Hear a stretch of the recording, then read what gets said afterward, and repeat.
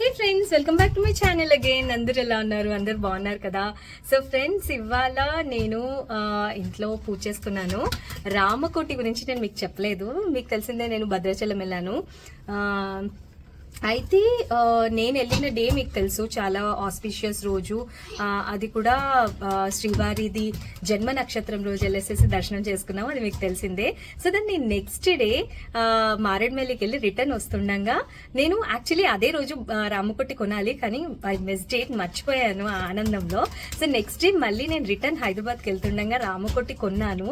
కొన్న తర్వాత అక్కడ ఎవరైతే మన గురువు గారు ఉంటారో ఆయన తీసుకెళ్లి లోపల కూర్చోబెట్టి మరి నాకు అక్కడ సంకల్పించి రామకోటి స్టార్ట్ చేయించారు. దట్ ఈస్ లైక్ నాకు చాలా, ఎంత అంటే అంత, అసలు చాలా చాలా ఆనందం అనిపించింది. దాని నెక్స్ట్ డేనే మళ్ళీ లేదు దాని మర్నాడు మళ్ళీ వచ్చేసేసి ఆంజనేయ జయంతి కూడా ఉండింది. సో ఆ డేస్లలో నేను స్టార్ట్ చేశానంటే చాలా ఆస్పిషియస్, చాలా చాలా స్పెషల్, చాలా బ్లెస్డ్ అనిపించింది. అండ్ దాట్ టు ఆయన రాముడు వారి ముందు కూర్చోబెట్టి రాపించారు.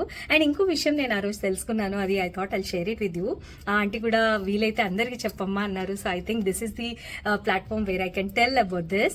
అయితే భద్రాచలంలో ఎవ్రీడే ఈవినింగ్ 7 o'clock ఉత్సవ విగ్రహాలు ఉంటాయి కదా, వాళ్ళని తీసుకొచ్చేసేసి సత్యాన్వతం జరుగుతుంది కదా, ఆ ప్లేస్ లో కూర్చొని వాళ్ళని అక్కడ అంటే కూర్చోబెట్టేసిన తర్వాత దర్బార్ అని స్టార్ట్ చేస్తారంట. దర్బార్ అంటే మనకు తెలిసిందే, రాజులు ఎవరైతే వాళ్ళ దర్బార్ ఉంటుందో అక్కడ పబ్లిక్ అంటే ప్రజల్ది మంచి చెడులంతా కోరేసేసి వాళ్ళకి ఏం కావాలి అనేసి తెలుసుకోవడానికి దర్బార్ పెడతారు, ఎవరికైనా న్యాయం కావాలి అది ఇదంటే. సో అలాగే వీళ్ళని కూడా అక్కడ తీసుకొచ్చి కూర్చోపెట్టేసేసి దర్బార్లో అందరూ వచ్చి కూర్చుంటారంట. అక్కడ సంకీర్తనలు, భజనలు అవన్నీ అవుతుంటాయి. అయితే అక్కడ మనం ధర్మంగా ఏదైతే నిజంగా మనస్ఫూర్తిగా కోరుకుంటామో అది ఖచ్చితంగా అవుతుంది అని చెప్పారు.